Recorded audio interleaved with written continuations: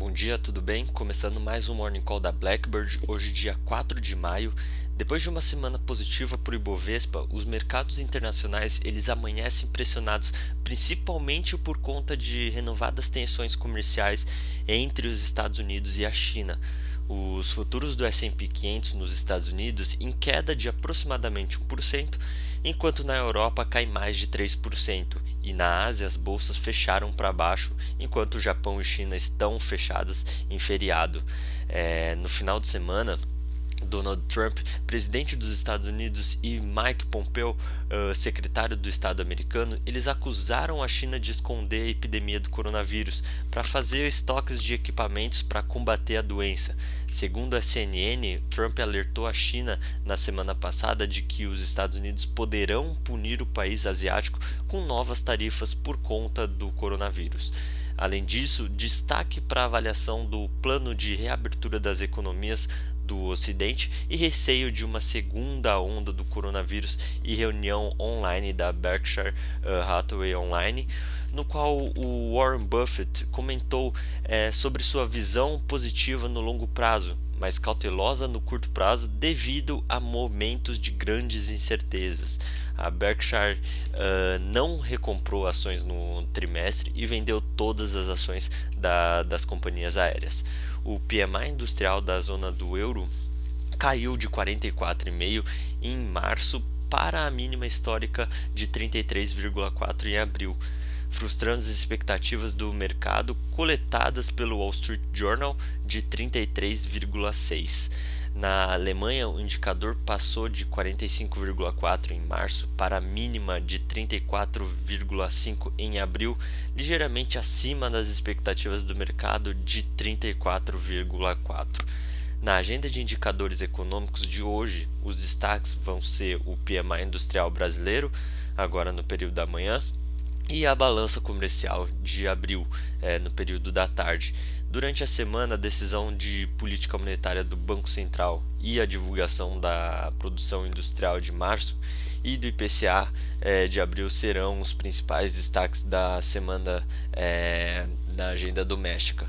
E no Brasil, a política segue trazendo instabilidade com dois tópicos principais. O primeiro é a participação do presidente Jair Bolsonaro em ato nesse domingo em frente ao Planalto, em que disse ter chegado ao limite e afirmou que não admitirá mais interferências em seu governo.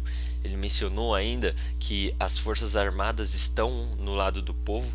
A mensagem foi direcionada ao STF, que anulou a nomeação de seu escolhido para a Polícia Federal.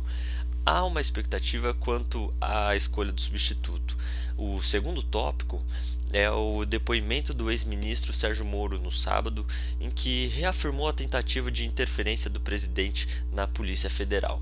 E no Congresso, os senadores aprovaram no sábado o pacote de ajuda aos estados com um valor de 125 bilhões de reais e suspensão de reajustes para servidores até 2022. O texto segue para análise da Câmara, que tem na pauta também a PEC de orçamento de guerra e do Banco Central. Pelo acordo, 30 bilhões de reais serão transferidos diretamente para os estados, que também receberão 7 bilhões de reais para a área de saúde.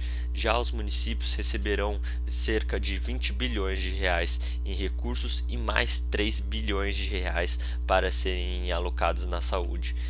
Para compensar a mudança na repartição, que antes determinava que os recursos fossem divididos igualmente entre estados e municípios, algumas mudanças foram feitas no texto, como a suspensão do pagamento de dívidas previdenciárias dos entes com a União e mudanças na base de cálculo do Fundo Monetário de Manutenção da Educação Básica, e de acordo com o governo, além de receber 60 bilhões de reais em transferência direta de recursos, os estados e municípios deixarão de pagar 35 bilhões de reais com a suspensão da dívida com a União entre março e dezembro desse ano.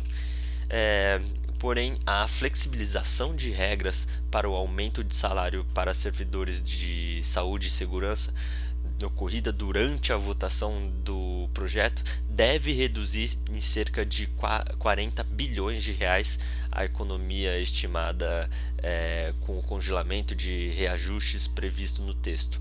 Bom, vamos ficando por aqui. Muito obrigado, bom dia.